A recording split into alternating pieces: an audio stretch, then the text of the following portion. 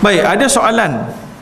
Bulan lepas Ustaz ada sebut tentang masjid dan musalla, surau. Bagaimana kesimpulannya? So, kesimpulannya macam ni.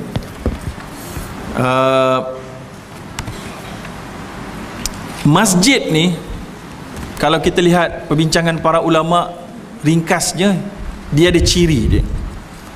Ciri masjid yang pertama, dia itu dibina khas untuk didirikan solat.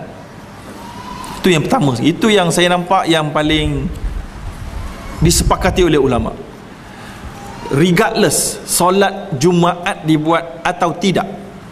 Saya ingat betul bulan lepas saya ada sebut sikit kan, saya kata ada ulama kata mesti buat solat Jumaat, tapi sebenarnya yang lebih rajih adalah tak solat Jumaat pun tak apa, tapi solat fardu saja pun tak apa, ataupun solat fardu tapi sebab kawasan orang bekerja tak penuh, contohnya macam masjid terapung, masjid kristal kan, atau masjid kristal dekat Terengganu, saya dipahamkan tak berapa ramai lah jemaah dia, sebab tempat dia bukan tempat orang kerja dan bukan tempat penginapan, bukan rumah-rumah orang, so tak ramai, ataupun tak ada langsung kadang-kadang, ataupun masjid Selat Melaka dekat Melaka pun sama juga, tak ada orang, tempat tu patut tempat jual beli, tapi ada Arab Town, Arab Mall, tapi terbengkalai, jadi tak ada orang kat kawasan tu. Ia tetap masjid. Apa penting nak tahu itu masjid atau tidak? Sebab ada banyak hukum hakam yang berkait dengan masjid, iaitulah yang pertama, tak boleh jual beli dalam masjid. Nabi kata siapa jual beli dalam masjid, dia doa kerugian bagi dia. Yang kedua, perempuan haid tak boleh duduk di dalam masjid. Yang ketiga biasanya adalah kita bincang pasal tahiyatul masjid, solat tahiyatul masjid. Jadi iktikaf. Jadi sekarang ni dalam bab surau Mutiara Gombak ni contohnya, ia masjid ke tak masjid? Boleh iktikaf ke tak boleh iktikaf? Mengikut pendapat jumhur, dia dibina khas untuk masjid atau bukan. Kalau bukan tu maknanya dia dibina dekat pasaraya, dia diubah jadi pasaraya. Contohnya tuan-tuan dekat pejabat contohnya Telekom, salah satu bangunan tu, salah satu floor tu dijadikan surau. Yang itu bukan masjid, itu surau, sebab dia boleh diubah jadi tempat kerja. Masjid mestilah tempat itu khas diwakafkan untuk dibina dengan tujuan untuk tempat solat. Jadi kalau dia tak boleh buat benda lain, dia punya reka bentuk pun untuk solat, walaupun dia boleh jadi benda lain sepatutnya kalau orang nak buat lah, tapi nampak cara binaan itu bukan untuk lain daripada masjid. Jadi kalau gitulah sebenarnya surau ini, kalau ikut definisi itu, boleh dianggap masjid surau ni, boleh iktikaf surau ni, walaupun tidak dibuat solat Jumaat, selagi mana dia diniatkan pembinaannya untuk didirikan solat sahaja, maka dia adalah masjid.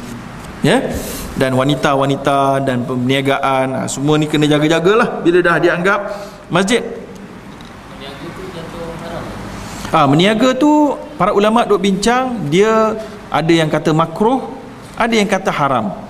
Apa pun dia tak ada barakah, tapi perniagaan tu sah menurut majoriti ulama. Macam berniaga selepas azan kedua waktu hari Jumaat, bagi orang yang wajib solat Jumaat, dia sah menurut mazhab Syafi'i, tapi berdosa. Baik, habis. Ya.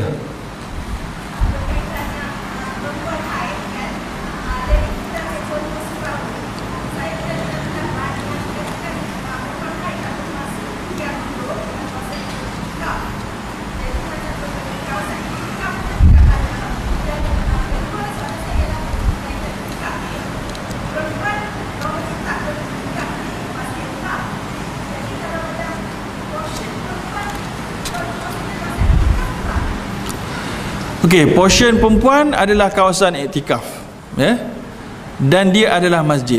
Dan adakah koridor masjid itu dianggap masjid? Ini ada khilaf di kalangan ulama. Sebahagian ulama mengambil pendapat, contohnya dalam mazhab Syafi'i ataupun dalam kitab Al-Ashbah wa Nazair, al-harimu lahu hukmun ma huwa harimun lah.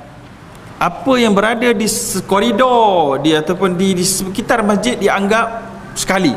Sebab itulah bila kita ambil lelaki punya aurat di antara pusat dan lutut, di antara pusat dan lutut, lutut tidak aurat bagi lelaki, tapi kerana nak menyempurnakan lutut punya pusat di antara tu, lutut pun jadi wajib juga.